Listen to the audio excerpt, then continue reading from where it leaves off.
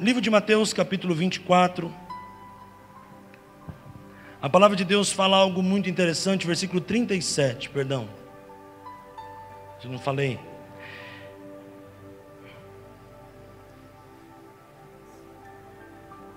Senhor, nós vamos meditar na Tua palavra, pedimos a sabedoria, a unção, a graça do Senhor, o conhecimento, para entrar nas profundezas da Tua palavra nesta hora, em nome de Jesus. Amém. E como foi nos dias de Noé, assim será também a vinda do Filho do Homem. Irmãos, estamos nos últimos tempos. Estamos nos preparando para nos encontrar com o Senhor. O próprio Jesus, ao pregar, ele estava dizendo no sermão profético: assim será o fim dos tempos, como os dias de Noé. Estamos nos finais dos tempos. Não estou dizendo que 2017 vai ser o último ano. Ninguém sabe o dia nem a hora. Quando será? Não sei. Só sei que está próximo. Só sei que Jesus está vindo buscar os escolhidos, os lavados e remidos com o sangue do Cordeiro. O Senhor Jesus está nos colocando diante de uma porta. E a porta vai se abrir quando a trombeta soar. E essa porta vai nos levar à Nova Jerusalém com o Senhor. E esse lugar é um lugar de honra, é um lugar de bênção. Mas a palavra de Deus nos ensina que nos últimos tempos serão como os dias de Noé.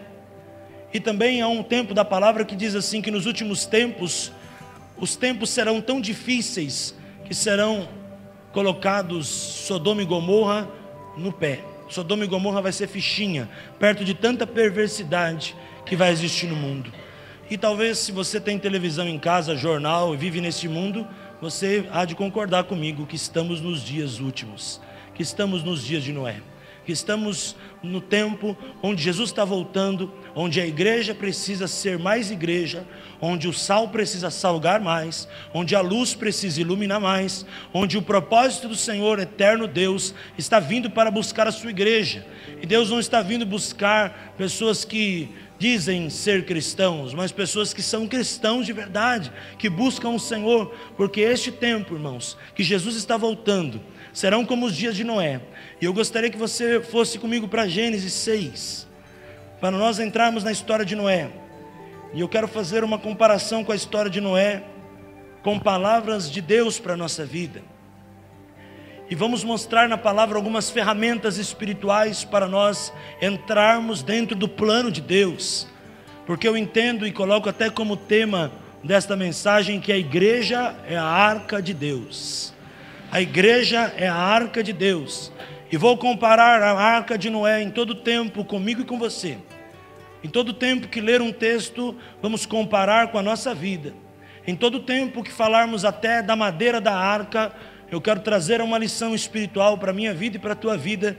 E eu creio que essa palavra vai nortear, se você tomar posse, muitas coisas da tua vida daqui em diante. E se você viver esta palavra, eu creio que Deus vai te abençoar. Muito em nome de Jesus, amém? E aconteceu que, como os homens começaram a multiplicar-se sobre a face da terra, e lhe nasceram filhas, viram os filhos de Deus que as filhas dos homens eram formosas, e tomaram para si mulheres de todas as que escolheram. Então disse o Senhor: não contenderá o meu espírito para sempre com o homem, porque ele também é carne, porém os seus dias serão 120 anos. O plano de Deus era dar vida ao homem, mas o pecado corta parte da geração do homem. Nós vivemos um dia onde o pecado tem destruído famílias. Não vou falar quais tipos de pecado, não ficaríamos aqui só para falar disso, mas os pecados têm abortado planos de Deus, assim como foi no começo. Os pecados hoje têm tirado a vida, e eu digo tirado a vida espiritual. Muitas pessoas estão morrendo espiritualmente, muitas pessoas estão morrendo emocionalmente, fracas.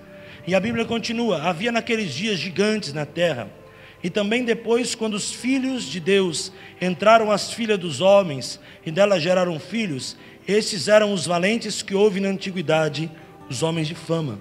E viu o Senhor que a maldade do homem se multiplicou sobre a terra, e que toda a imaginação dos pensamentos de seu coração era só má continuidade.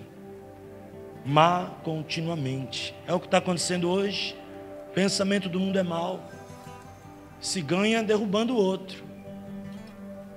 se ganha matando, se ganha traindo, se ganha sendo infiel. Nós estamos no mundo, irmãos, que a geração é a geração de poucos. Não espere que vai subir para o céu maioria, que não vai não, é minoria.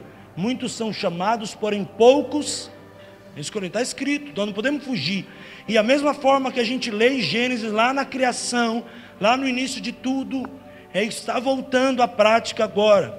Mais sinais da evidência de Jesus. Então, olha que forte o versículo 6, irmãos. Arrependeu-se o Senhor de haver feito o homem sobre a terra e pesou o coração. O arrependimento de Deus, irmãos, é algo complicado. A gente tem que tomar cuidado, porque a Bíblia diz que o reino da coisa é cair na mão do Deus vivo. Deus, Ele dá, mas se o homem não sabe aproveitar o que Deus dá, Deus tira, porque Deus se arrepende. Lembra quando Samuel ungiu Saul? Como começou o reinado de Saul? E quem se tornou Saul? Samuel ora e diz: Senhor, me perdoa por ter ungido Saul como rei. Eu não deveria ter feito isso. Isso foi a pior coisa que eu fiz na minha vida. Arrependimento de Deus, irmãos. Deus estava se arrependendo de tantas coisas que o homem estava fazendo. E olha que interessante, pesou o seu coração. E disse o Senhor: destruirei o homem que criei, olha, de sobre a face da terra. Irmãos, é aquilo que eu disse há 2 domingos atrás, ou 3, a espada que vai separando luz e trevas. O próprio Deus está indignado com o pecado na vida do povo, com a frieza, com o adultério, com a traição. O próprio Deus hoje está indignado com a morte espiritual. As pessoas estão morrendo espiritualmente, deixando seus lares, deixando suas famílias, deixando as igrejas, e a Bíblia diz que eles deixarão e se refugiarão em lugares. Está voltando isso a acontecer. Maridos largando as suas esposas, esposas largando o seu marido, filhos largando seus pais, pais largando seus filhos. Nós estamos nos dias de Noé, irmãos. Olha que interessante, versículo 8. Porém Noé achou graça aos olhos do Senhor. Existe um Noé, e este Noé é a igreja do Senhor. Este Noé é aquele que é lavado e remido no sangue do Cordeiro, que mesmo diante de um tempo de destruição, de pecado, de morte, este Noé vai achar graça diante do Senhor. Quantos querem ser como Noé? Estas são as gerações de Noé. Versículo 9. Noé era homem justo e perfeito. Em suas gerações Noé andava com Deus. Noé tinha experiências com Deus.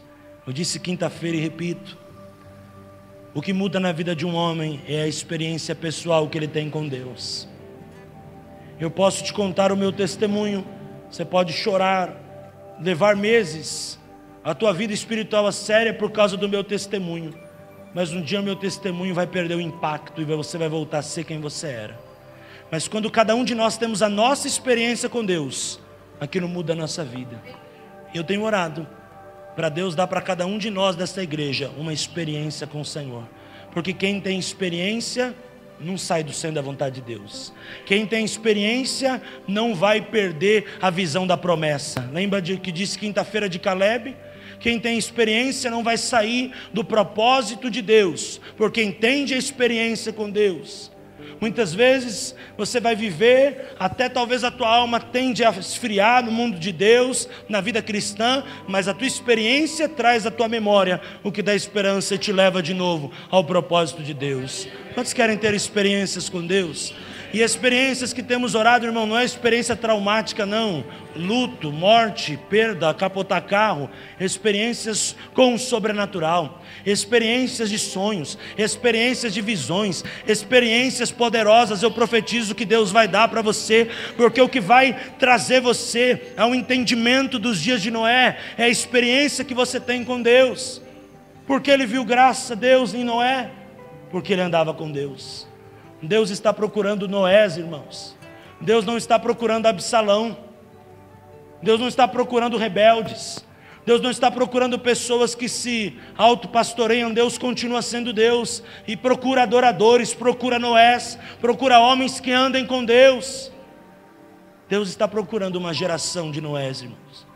Deus está procurando uma geração lavada e remida no sangue do Cordeiro. E nós estamos diante da mesa da ceia. E nós temos que responder o chamado de Deus. Qual geração é você? É você a geração da ira? Ou você a geração do perdão? É você a geração da indiferença? Ou você da geração do amor? Voltando para a palavra, e gerou Noé 3 filhos, Sem, Cão e Jafé. A terra, porém, estava corrompida diante da face de Deus. Encheu-se a terra de violência. Não preciso nem dizer, né? Sobre violência. Não preciso nem dizer, né? Que a cada dia os seguros dos carros estão mais caros. Que a cada dia os condomínios estão ficando mais caros. Cada dia as empresas de monitoramento e segurança estão cobrando mais caro. Cada dia um salário de um segurança vai ficar mais caro. Cada dia as coisas estão ficando mais difíceis, e naquele tempo era a mesma coisa. E viu Deus a terra, que estava corrompida, porque toda a carne, todo homem havia corrompido o caminho sobre a terra. Então, vamos começar a meditar nas ferramentas de Deus para nós, irmãos. Disse Deus a Noé: o fim de toda a carne é vindo perante a minha face. E eu digo para você, Jesus está voltando. Você pode dizer amém? Porque a terra está cheia de violência, e eis que os desfarei com a terra. Com a terra. Deus não disse que iria acabar só com a humanidade. Deus iria acabar com a humanidade e o meio onde o homem tinha pecado, onde o homem tinha feito tanta besteira. 14. Começamos aqui a aprender ferramentas espirituais para nós. Fazemos parte da igreja, a arca de Deus. Faze para ti uma arca da madeira de gofer. Interessante. Madeira ciprestre. Farás compartimentos na arca e betumarás por dentro e por fora com betume. Quando eu estudo um pouco sobre essa arca, algumas versões madeira de gofer, outras madeira ciprestre. Interessante isto, queridos, que esta madeira é uma madeira tão especial, que a madeira que Deus mandou construir a arca era uma madeira resistente a frio e a calor. Era uma madeira resistente à água, era uma madeira resistente a tantas pressões que ela poderia sofrer. É uma madeira que uma parte daquela madeira, ela custaria muitas coisas, cara. E tanto que essa madeira também foi usada para parte daquela madeira, aquela mesma madeira, para construir o templo de Salomão. Interessante que esta madeira fala muito comigo. Quando eu vejo esse texto, eu não vejo fisicamente, eu vejo espiritualmente. Essa madeira é uma madeira que ela suporta peso. Você sabe a história, a gente vai passar um pouquinho na história ainda, que Deus mandou colocar animais, tinha animais pesados, essa madeira resistia. E eu vejo aqui, diante desta história desta madeira, a primeira lição para a igreja é a sua fé. A nossa fé tem que ser como essa madeira, uma fé que resiste pressão do mundo, uma fé que resiste problemas espirituais, uma fé que resiste problemas físicos, uma fé que resiste problemas deste mundo. A nossa madeira é o nosso coração, e nós temos que ter o coração como esta madeira, que resiste o problema, é o coração da fé. Sem fé é impossível agradar a Deus. Se nós queremos ser este povo, essa arca, nós temos que trazer a espiritualidade da história da madeira, e temos que ser como esta madeira, querido, querida. O crente hoje é como aquela madeira, né, que se coloca, o compensado, chove um pouquinho, ela já toda se arma. E aquela madeira que muitas vezes você pede para fazer um gabinete da tua cozinha, e o camarada que faz lá diz: não deixa molhar, porque se molhar vai empenar. Tem muitos cristãos que está empenando, porque esqueceu de construir a sua vida com a madeira de gofer, com a madeira ciprestre. Estão construindo a sua vida com madeira compensada, e a chuva vem, logo se destrói. O vento vem, logo se destrói. Passa um paninho diferente, aquela madeira logo já perde a cor, já perde o brilho.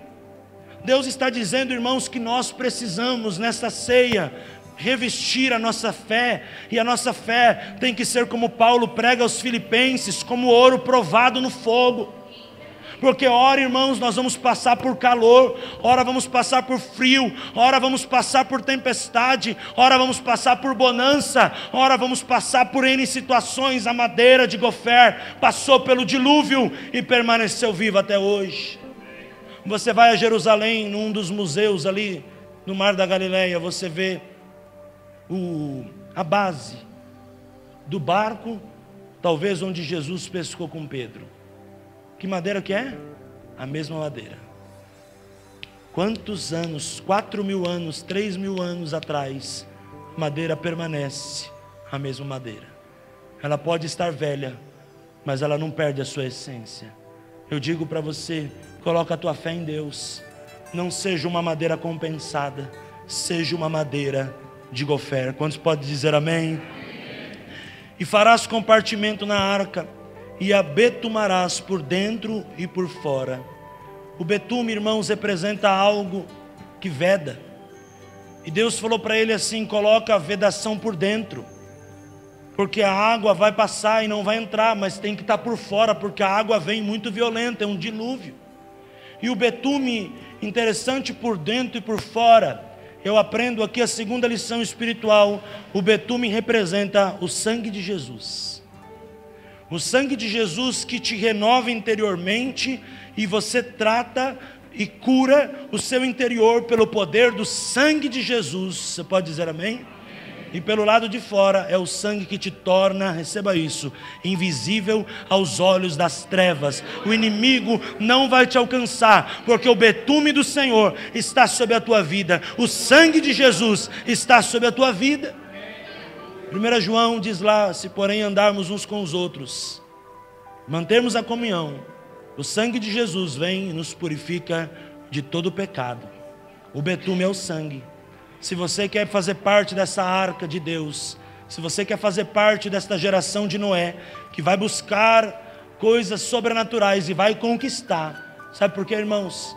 O povo aí fora pode até ter vitória, mas só os filhos de Deus vão ter conquistas. E eu profetizo sobre a tua casa uma unção de conquista. Que 2016, 2017, os seus próximos anos sejam repletos de conquistas espirituais. Mas nunca se esqueça da fé, nunca se esqueça do sangue de Jesus que está sobre a tua vida. E desta maneira farás, 2 pontos, de 300 côvados o comprimento da arca, e de 50 côvados a sua largura, e de 30 côvados a sua altura. Farás a arca uma janela, e de um côvado acabarás em cima, e a porta da arca porás ao lado. Farás andares para baixo, 2º e 3º. Sabe o que eu vejo aqui, irmãos? Ordem. Terceira ferramenta espiritual: ordem e decência.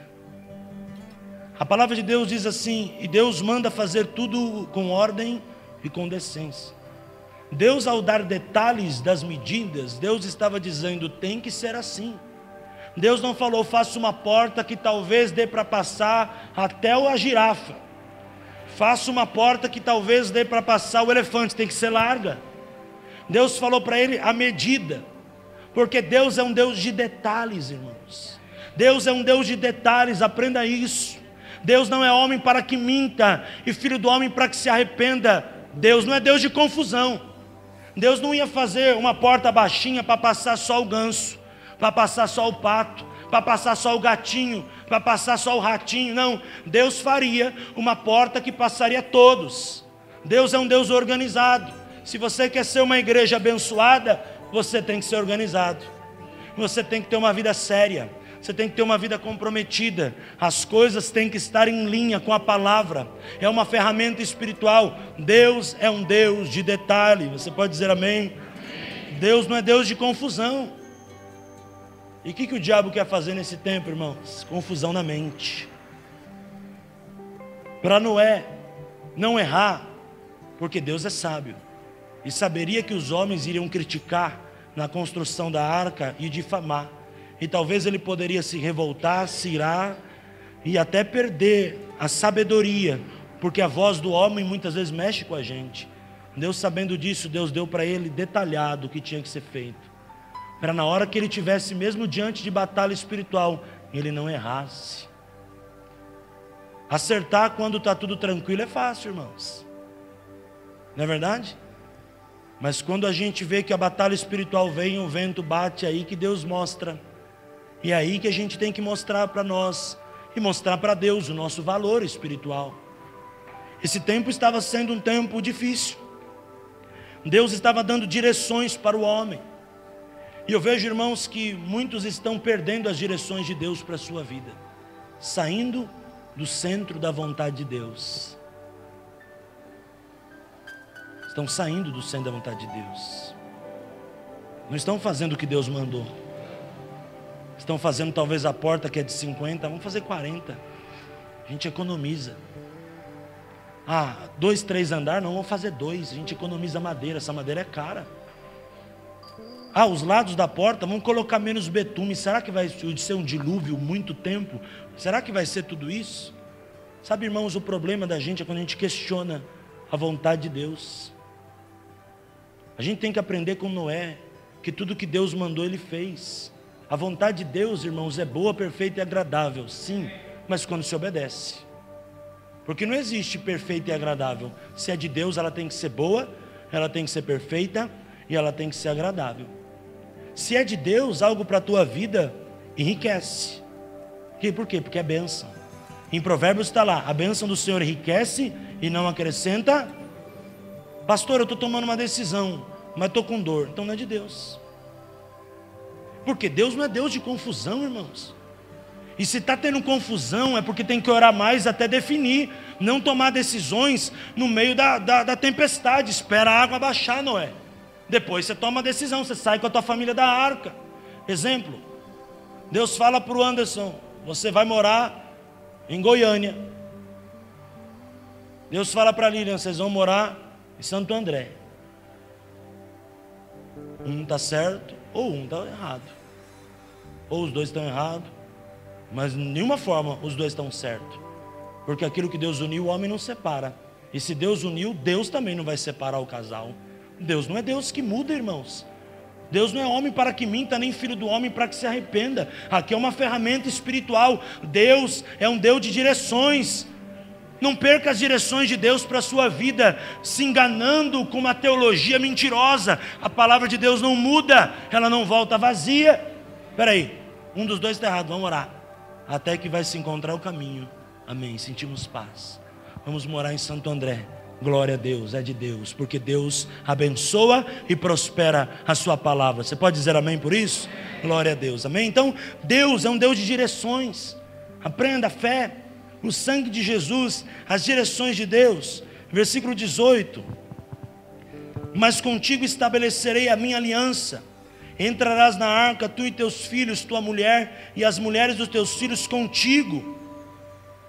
Próximo ponto, aliança. Deus é um Deus de pacto. Deus é um Deus de aliança. Deus está disposto a fazer uma aliança com você. Você está disposto a fazer uma aliança com Ele? Você vai estar diante da mesa da ceia. Ele já derramou o sangue dele. Você está disposto a derramar a sua vida em serviço da sua obra, para a glória do seu nome, para que o nome dele seja glorificado? Deus é um Deus de aliança.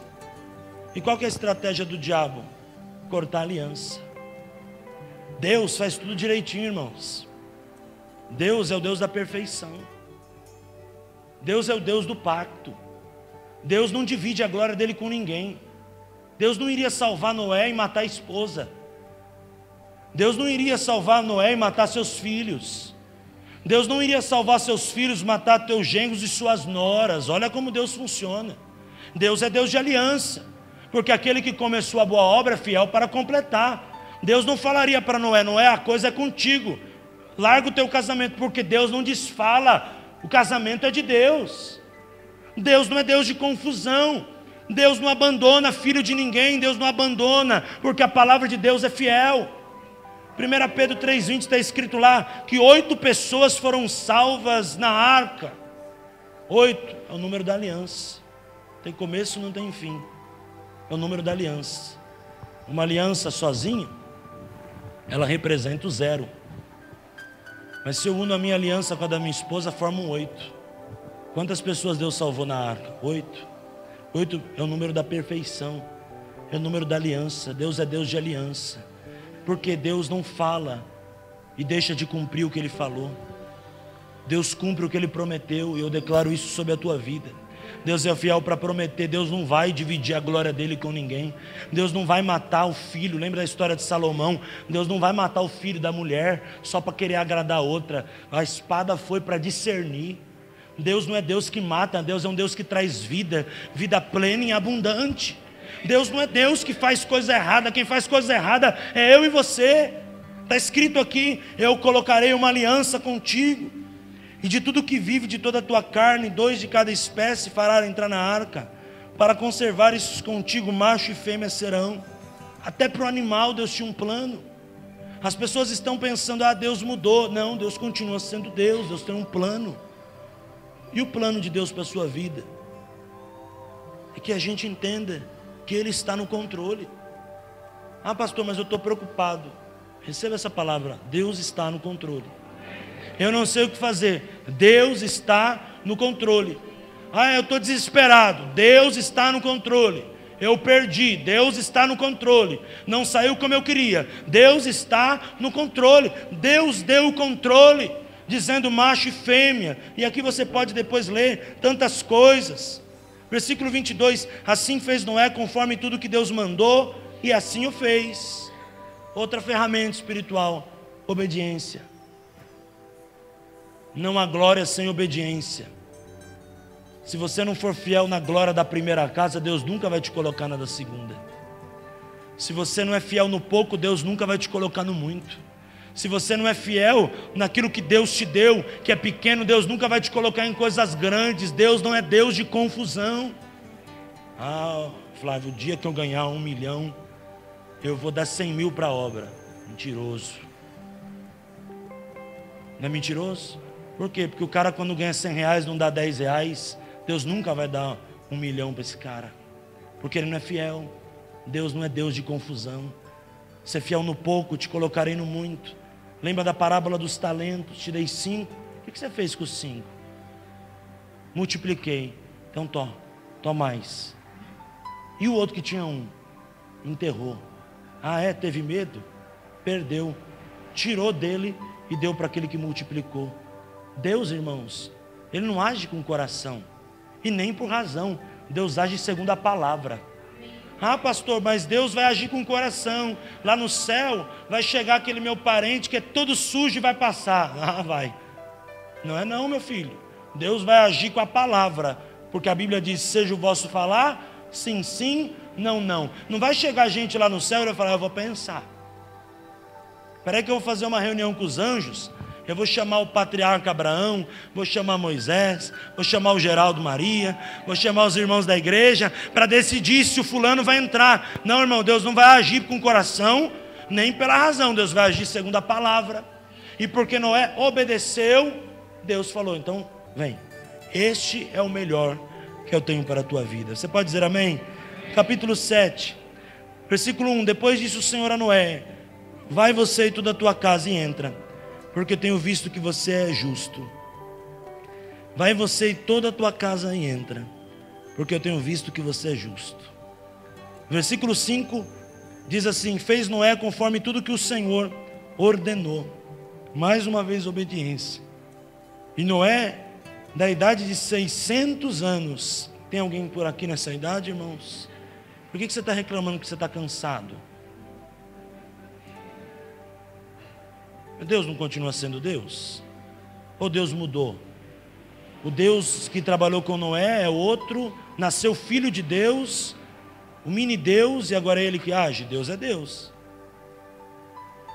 Sabe por que estamos cansados, irmãos? Porque estamos perdendo tempo com pessoas erradas. Sabe por que estamos cansados, irmãos? Porque estamos perdendo tempo correndo atrás de coisas que não agradam o Senhor. Porque a Bíblia diz que aqueles que esperam no Senhor renovarão as suas forças. É o que está acontecendo nessa palavra. Irmãos, 2017 vai ser um ano que você tem que andar com o pé embaixo. Você quer participar da corrida de Deus? Anda com o pé embaixo. Vai entrar na Fórmula 1 e vai andar 20 por hora. Fórmula 1 é pé embaixo. É tempo de pé embaixo, irmão. Você não pode parar. Você não pode parar. Você pode até dar uma amenizada na hora da curva. Na hora da curva o piloto da Fórmula 1 solta um pouco, né, Rafa? Porque senão ele se estoura. Você solta um pouco na hora de alguns momentos, você solta. Mas é momento de você e a tua família correr, irmãos. Correr, levando meus parentes para o céu, está ali o livro. É o tempo de fazer o propósito de Deus. E eu sei que quando você faz o que é de Deus, Deus renova a tua força.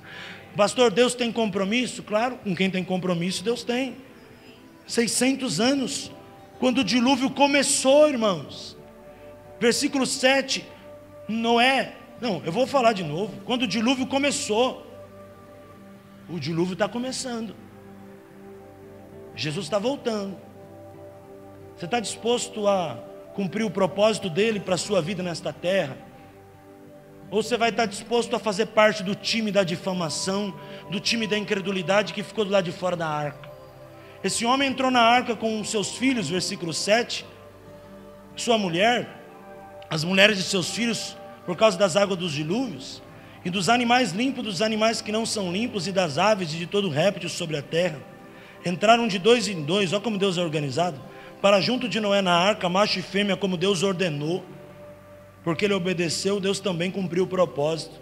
Tem muita gente que quer que Deus honre, mas espera aí, você não obedeceu? Você construiu a porta menor, como você quer que o elefante passe? Você construiu a porta muito baixa, a girafa não entra. Você construiu uma porta muito alta, os bichinhos que não pulam não vai conseguir chegar lá. As coisas têm que ter discernimento. Ah, pastor, mas Deus não está fazendo. Tudo bem, vamos abrir um parênteses? Você está fazendo? Fecha parênteses. Se a tua resposta for de vez em quando, não é que Deus não está fazendo, é porque Deus reage. Deus está esperando uma ação da tua fé. Deus está esperando a tua fé ser madeira de gofer. Enquanto a tua fé for madeira compensada, Deus não pode reagir. Está escrito na sua palavra, aleluia. Interessante que diz aqui, né? Versículo 11 agora. No ano 600 da vida de Noé, no mês segundo, aos 17 dias do mês, naquele mesmo dia, se romperam todas as fontes do grande abismo, e as janelas do céu se abriram, e houve chuva sobre a terra 40 dias e 40 noites. Não foi 40 horas. E no mesmo dia entraram Noé na arca, seus filhos, Sem, Cão e Jafé, mulher e a mulher dos seus filhos, ele, todo animal, todo gado. Vou passar rapidamente, versículo 15. E toda a carne que havia espírito de vida entraram de 2 em 2 para junto de Noé na arca. E os que entraram eram macho e fêmea de toda a carne, como Deus lhe tinha ordenado. E o Senhor o fechou. Quem fechou a porta? Se você quer ficar na igreja, se você quer ser a arca de Deus, você tem que ir logo, porque Deus vai fechar a porta. É uma outra ferramenta espiritual. Corra enquanto é tempo. Lembra daquela abertura que o Marçal fez esses dias das virgens? Faça uma comparação dessa história com a parábola das 10 virgens. Sabe por quê, irmãos? Tem pessoas que vão esperar Jesus voltar para dizer: vou correr para a arca, não vai dar tempo. Depois que entrou todo mundo, Deus fechou a porta. A porta Deus vai abrir, que é a porta do céu, e Ele vai vir buscar a sua igreja. Deus vai vir, e a porta da arca vai fechar. E o que você quer fazer? Como nós temos vivido a vida com Deus, isso é muito sério. E o Senhor o fechou dentro. E durou o dilúvio 40 dias sobre a terra, e cresceram as águas, e levantaram a arca, e ela se elevou sobre a terra. E prevaleceram as águas, e cresceram grandemente sobre a terra, e a arca andava sobre as águas. E as águas prevaleceram excessivamente sobre a terra, e todos os altos montes que havia debaixo do céu foram cobertos. Aqui vai falar um pouco de quantidade da água. Versículo 22. Tudo que tinha fôlego de espírito de vida em suas narinas, tudo que havia em terra seca, morreu. Quem ficar fora da arca vai morrer. Quem ficar fora do centro da vontade de Deus vai ficar. É tempo da arca. A igreja é a arca. Quem fica fora do propósito de Deus vai morrer. Essa morte que eu estou dizendo é morte espiritual. Assim foi destruído todo ser vivente que havia sobre a face da terra, desde o homem até o animal, até o réptil. Aves do céu foram extintos da terra, e ficou somente Noé e os outros 7, quem estava na arca. E prevaleceram as águas sobre a terra 150 dias. E lembrou-se Deus de Noé e de todos os seres viventes e todo o gado que estavam com ele na arca. Estou lendo já o capítulo 8. Deus fez passar um vento sobre a terra e aquietaram as águas. Quero declarar, se você entender essa palavra, estiver dentro da arca do propósito de Deus, as águas sobre a tua vida vão aquietar. Quem obedece vai ter água aquietada. Lembrou Deus do Paulo, lembrou Deus do Manuel, lembrou Deus da Débora, lembrou Deus do Otílio, da Joelma. Deus se lembra daqueles que têm um compromisso com Ele. Lembrou Deus do Anderson, da família dele. Por quê? Porque uma hora Deus poupou, Deus tratou, uma hora o plano é restaurar. Deus não ia matar Noé e a sua família dentro da arca. Uma hora a água tinha que abaixar. E está escrito aqui, o vento aquietou as águas, e cerraram-se também as fontes do abismo, e as janelas do céu e a chuva do céu fechou. Deus manda água na hora que Ele quer e tira a água na hora que Ele quer. Muitas vezes a gente está dentro da arca perguntando: Deus, que horas vai acabar isso? Não se preocupa com a hora. Quem está dentro da arca está dentro da promessa. E aquele que tem a promessa, creia que o Senhor é fiel para cumprir a promessa. Não sei que hora, mas na hora que a promessa for estabelecida, vai se cumprir. Noé não tinha que se preocupar, porque Deus já tinha dado para ele a direção, e na hora certa Deus iria abençoar. Como iria ser? Não sei. Como vai ser? Não sei. Eu só sei que Mateus 16:18 está bem claro, que as portas do inferno não prevalecerão contra a igreja do Senhor. E eu só sei que o vento vai vir, a tempestade vai vir, as tsunamis estão aí, os granizos estão aí, os problemas espirituais estão aí, mas quem está dentro da arca não vai ser atingido. Igreja, entre dentro da igreja, coloque a tua família no altar, coloque a tua igreja, coloque o teu coração na presença de Deus, coloque o teu filho na igreja, traga a tua família para a igreja, porque quando a arca, a porta fechar, tua família está guardada, tua família está protegida. 1000 cairão do teu lado, 10.000 à tua direita, e tu não serás atingido, porque, irmãos, o governo vai ser abalado, o dilúvio mata o governo, o problema vai acontecer, Jesus vai voltar, as coisas, irmãos, estão mudando. Tem pessoas que trabalham na área aqui da saúde, amém ou não amém? Podem responder melhor do que eu. Os remédios antigos não estão mais curando as dores, já começam a se fazer novos medicamentos, porque as bactérias se proliferaram, e os medicamentos antigos já não estão mais fazendo efeito. Jesus está voltando, irmãos.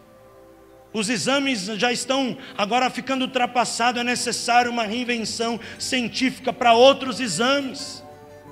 É necessário uma mudança de valores, é necessário.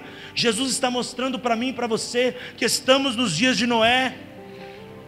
E se nós colocarmos a nossa família dentro da arca, que é a igreja do Senhor, vai vir dilúvio, vai vir problema, mas nós estamos protegidos, porque nenhuma arma forjada prosperará contra a nossa tenda.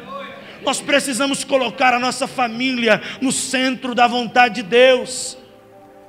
Nós precisamos colocar a nossa família no esconderijo do Altíssimo, porque na sombra do Onipotente nós vamos descansar. Nós precisamos trazer, irmãos, a nossa memória, o que dá esperança, e não deixar com que o príncipe deste mundo nos governe. Está na palavra lá: não se acostume com o padrão deste mundo, antes transformai-vos pela renovação do vosso entendimento, para compreender qual seja a boa, perfeita e agradável vontade do Senhor. Nós temos que mudar. O diabo é tentador. O diabo, ele quer que a gente fique do outro lado, criticando. Ah, meu Deus, mas precisa disso. Mas isso é demais, isso é de menos. Não, meu irmão. Deus se escolheu como Noé. Não seja do lado dos críticos, seja aquele que obedece. Coloca a tua família dentro da arca, coloca a tua família, coloca a tua vida no altar. Nesta ceia, tome esta decisão de optar por fazer a vontade de Deus, e Ele vai te honrar em nome de Jesus. E as águas iam escoando. continuamente sobre a terra, ao fim de 150 dias minguaram. E a arca repousou no 7º mês. Quero parafrasear isso para a sua vida. A igreja descansou no 7º mês. O que quer dizer isso? O tempo da honra vai chegar na hora certa. Deus vai te honrar porque você busca o Senhor. Deus vai te honrar porque você está fazendo a vontade dEle. Deus está te honrando e vai te honrar. Eu profetizo sobre a tua vida, porque você não foi andando segundo o conselho dos ímpios, e você não se deteve na roda dos pecadores, mas antes o teu prazer estava na lei do Senhor de dia e de noite, e colocava o teu coração, e então você se torna uma árvore plantada, junto a ribeiro de água, para que no devido tempo dê o seu fruto, sua folhagem não seca, fruto não murcha, e tudo quanto fizer prosperará. Aleluia. Descansou a arca. Imagina o sentimento desse homem na hora que viu, irmãos, a água baixar, e ele olhou, a esposa dele estava lá, o filho dele estava lá, a comida dele estava lá, e durante aquele período ele pode dizer: eu e minha casa serviremos ao Senhor, eu e minha família dentro da arca. Coloque o teu casamento dentro da arca. Coloque os teus sentimentos dentro da arca. Coloque tudo que está ao teu redor. Eu vou colocar dentro da arca, porque a promessa é para a arca. Aleluia. A arca repousou, e foram as águas indo e mingando até o 10º mês. 3 meses ali, sem sair da arca. Porém a arca já tinha encostado no Monte Ararat. Versículo 6 agora. E aconteceu que, ao cabo de 40 dias, abriu Noé a janela da arca que tinha feito. Olha, porque Deus mandou fazer janela. E soltou um corvo que saiu indo e voltando até que as águas secaram de sobre a terra. Depois soltou uma pomba. O que representa a pomba, irmãos? Pessoa do Espírito Santo. Quando Jesus foi batizado, a Bíblia diz que do céu se ouve uma grande voz. Vem do céu uma pomba, e ele ali ouve a voz do Senhor dizendo: este é meu filho amado em quem me comprazo. O Espírito Santo se manifesta sobre a vida de Noé. A presença de Deus. Essa pomba é solta para ver se as águas tinham mingado de sobre a terra. Preste atenção, já estou terminando.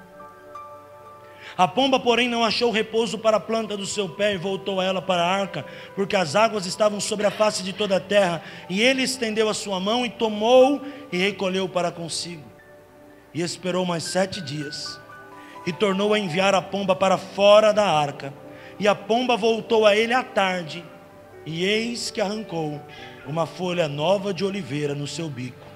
E conheceu Noé que as águas tinham mingado sobre a terra. Uma folha nova de oliveira. Unção. Unção. Não era uma folha usada, não era uma folha velha, era uma unção.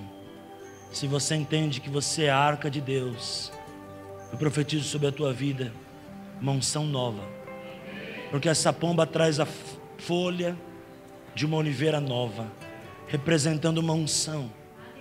Eu paro a história por aqui, você pode ler. Depois a arca se acaba, a porta se abre, ele sai. Ele sai com uma unção nova.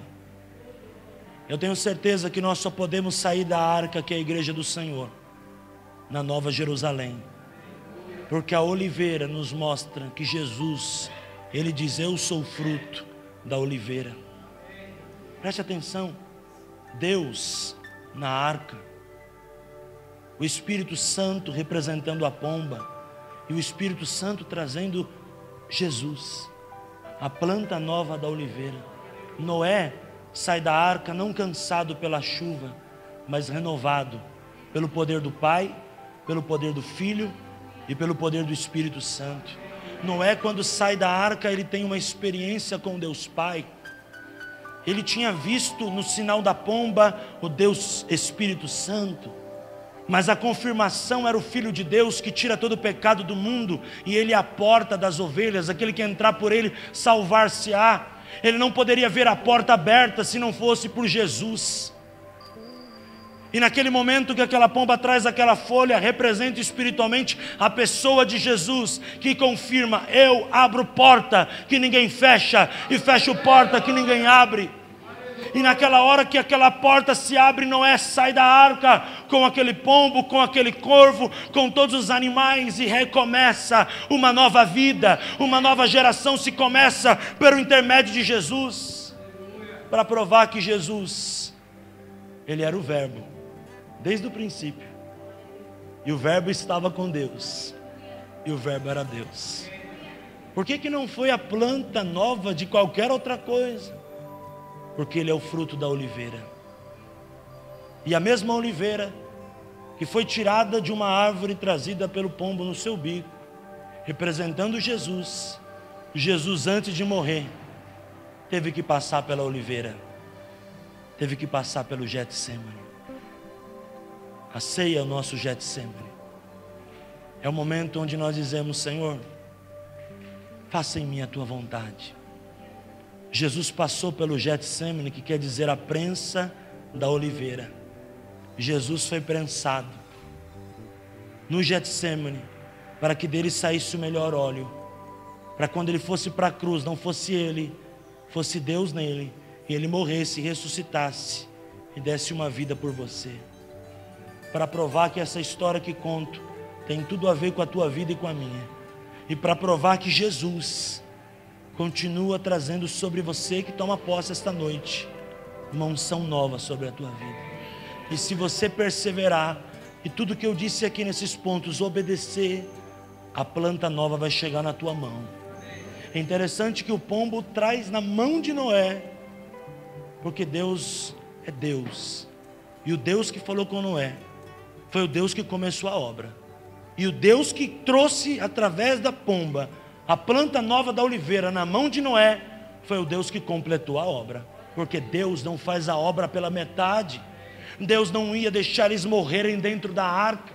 Deus não iria deixar eles padecerem dentro da arca, irmãos. Pelo contrário, quando Deus manda, Ele cumpre o que Ele manda. Quando Deus promete, Ele estabelece, porque Ele é um Deus de pactos. Deus é um Deus de pacto. Deus é um Deus de aliança. Nesta noite faça uma aliança com Deus. Nessa noite faça um acordo com Deus.